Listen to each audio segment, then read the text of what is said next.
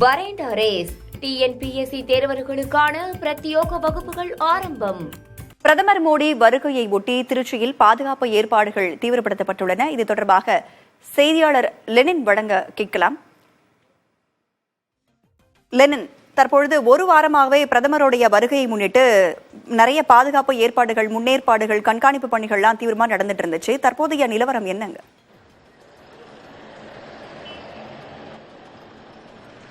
திருச்சி புதுக்கோட்டை சாலையில தான் இந்த சர்வதேச விமான நிலையம் என்பது அமைஞ்சிருக்கு. திருச்சியினுடைய சர்வதேச விமான நிலையம்.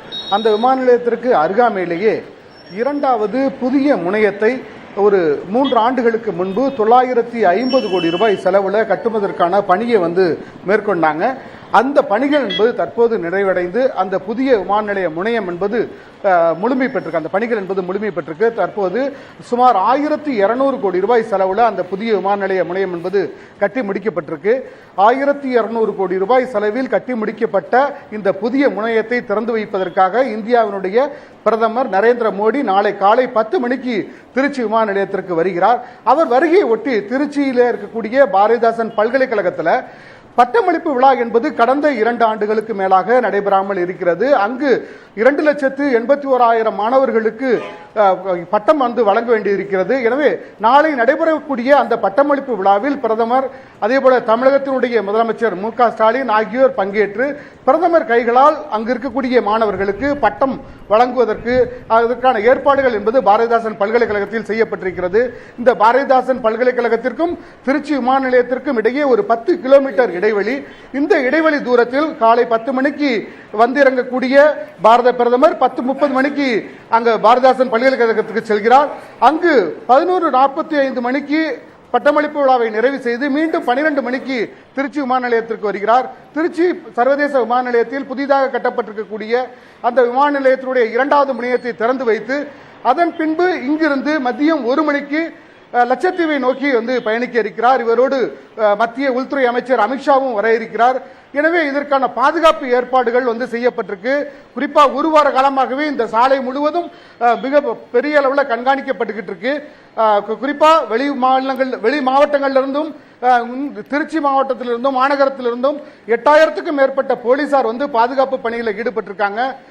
சுமார் 1200 கோடி ரூபாய் செலவில் 61,000 சதுர மீட்டர் பரப்பளவில் ஒரு மிக பிரம்மாண்டமான விமான முனையத்தை கட்டி முடிச்சிருக்காங்க. வெளிநாடுகளிலிருந்து வரக்கூடிய சர்வதேச விமான பயணிகள் 4000 பேரையும், அதே போல உள்நாடுகளிலிருந்து வரக்கூடிய விமான பயணிகள் 1500 பேரையும் ஒரே நேரத்தில் கையாளுவதற்கு திறன் பெற்ற ஒரு விமான முனையமாக 2 அடுக்குல கட்டப்பட்டிருக்கு. இங்கு வரக்கூடிய பயணிகளுக்கு தேவையான அளவு கார்களை நிறுத்துவதற்கு போதுமான இடவசதி, அதே போல அந்த பயணிகளுக்கான பல்வேறு உடனுக்குடன் அவங்களை சுங்க இலாக்கா அவர்களை சோதனை செய்து உடனடியாக வெளியே அனுப்புவதற்கான அந்த பாதுகாப்பு கவுண்டர்களை அதிகப்படுத்தியிருக்காங்க. இப்படி பல விஷயங்கள் செய்யப்பட்டிருக்கு. விமான நிலையத்தில் திறப்பு விழாவுக்கு வருகை தரக்கூடிய பிரதமரை வரவேற்று இந்த திருச்சி புதுக்கோட்டை சாலையில பாரதிய ஜனதா கட்சியினர் இந்த சாலையினுடைய இருமரங்கிலும் அதேபோல சாலை நடுவிலும் ஏராளமான பாஜக கொடியினை நட்டிருக்கிறது நம்மால் காண முடிகிறது.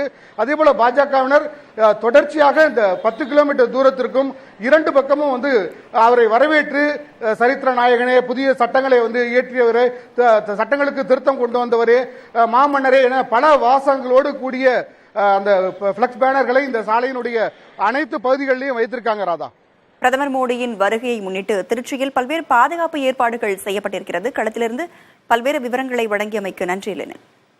வரேண்ட ரேஸ் டிஎன்பிஎஸ்சி தேர்வர்களுக்கான பிரத்யோக வகுப்புகள் ஆரம்பம்.